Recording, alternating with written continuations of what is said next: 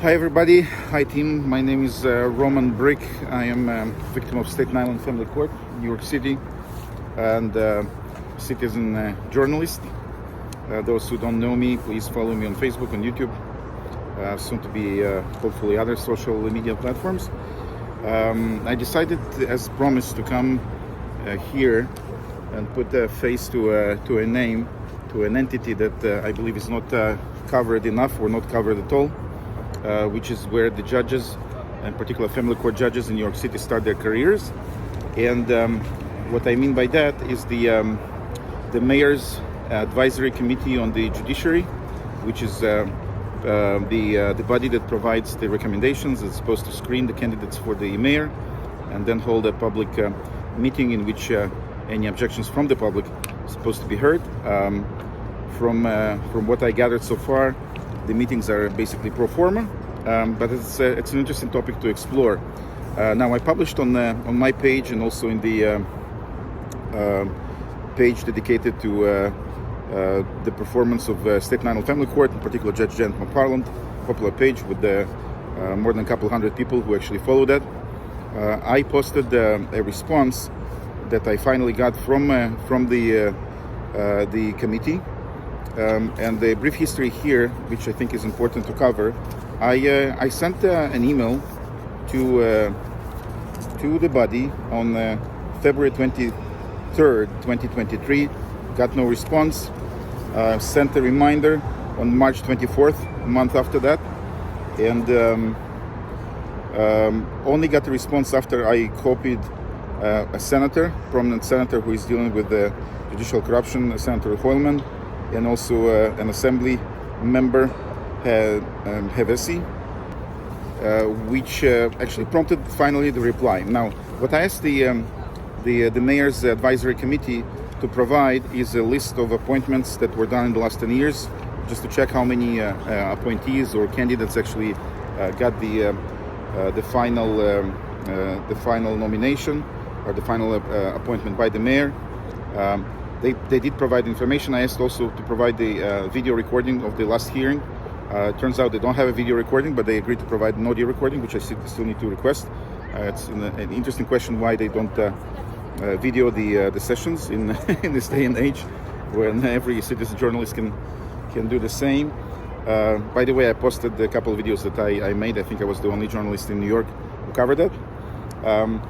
I also asked a very interesting question that I think has to be answered, and maybe answered or asked more forcefully.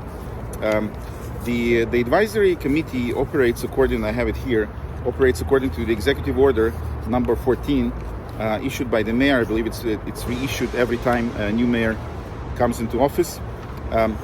But that's actually that's a governing statute, a municipal statute that provides the regulations for the operation of the committee, and including what I mentioned, the public hearings. It has a very particular, very interesting section, section 3, subsection B. The committee may, from time to time, conduct public hearings concerning the process of judicial selection. So not only the candidates themselves in the particular instance, but also the process itself.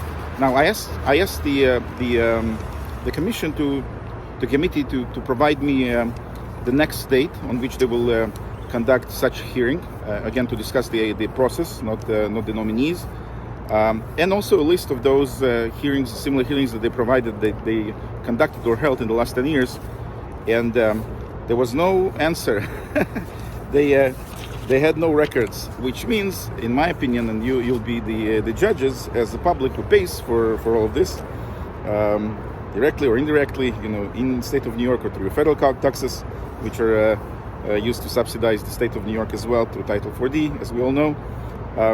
But turns out they have no such records, which means to me that basically, at least in the last 10 years, or maybe more, since the establishment of this process, there was no instance in which they actually asked the public to provide their input on how the judges are selected. Now, that's an aspect that still has to be investigated. If you have any comments, any inputs, anything that you want me to ask as these people, please write in the comments. But one topic that actually bothered me for quite a while, and I also started to explore it, and again, the layers of this machine are so vast, so multiple, right? They created it for decades. They've been creating it and laying it all. So it's hard to uncover, but somebody needs to do that, and I'm trying to do my part, because that's very important. These are our children and all the victims. Some of them speak out, some of them don't. But it has to be covered. Has to be covered in the journalistic way. So anyway, what I'm trying to say is the following. I was when I researched the way the judge in my case, Janet McFarland, was appointed, I discovered that she was appointed as an interim judge for the civil court, and it doesn't make a lot of sense, because civil court is a civil court. There's criminal court, there's civil court, there's also family court. There's a different courts, and what is this interim business, right? If you are a judge, you get to be appointed. So I started doing my research, and I am not sure this practice is constitutionally sound. I'm not claiming to know everything, and I will certainly pose the question to the committee. But from what I understand, based on the New York Constitution, and this Constitution looks like an old tire. It's been patched all over and over and over. It's much harder to change the U.S. Constitution, the federal Constitution, but the New York State, no problem at all, it seems. Anyway, the process of appointing judges in New York City, civil judges, as I mentioned, civil court, criminal court, and the family court, is governed by Article 6, which is titled the Judiciary, again, of the New York State Constitution. In particular, 3 sections: Section 15, Section 13, and Section 21. So I'll read you the most interesting segments that the public needs to know. The judges of the court of the citywide civil jurisdiction shall be residents of the city and shall be chosen for terms of 10 years by the electors of the counties. Now, when there's a vacancy for a civil court, the mayor of the city of New York may fill such vacancy by an appointment, which will continue until and including the last day of December next after the election, to which the vacancy shall be filled. So basically, for civil court, the judges are not appointed by the mayor. They are selected by the electors of the counties, the respective counties. But the mayor is allowed to appoint judges for the tail term, right, for the tail period, and the new judge shall come into office after the last month, after December of the year in which the general elections are held. For the criminal court, the mayor of New York does have the authority to appoint the judges of the family court within the city of New York. Sorry, the criminal court shall be residents of the city and shall be appointed for terms of 10 years by the mayor of the city of New York. Finally, for family court, again, the family court judges shall be residents of the city, which raises an interesting question. If you have an attorney, court attorney referee who are acting as judges and decide the same cases, same serious matters of custody, visitation, parenting time, they are not necessarily held to the same standard. So you might have a referee who lives in New Jersey and then comes just to work or wreak havoc in New York. It's an interesting question, and I'll leave it to another video. But anyway, so the family court judges shall be appointed by the mayor of the city of New York for terms of 10 years, and when a vacancy shall occur, the statute says that the mayor of the city of New York is allowed to fill the vacancy. The mayor of the city of New York shall fill such vacancy by an appointment for the unexpired term. Right?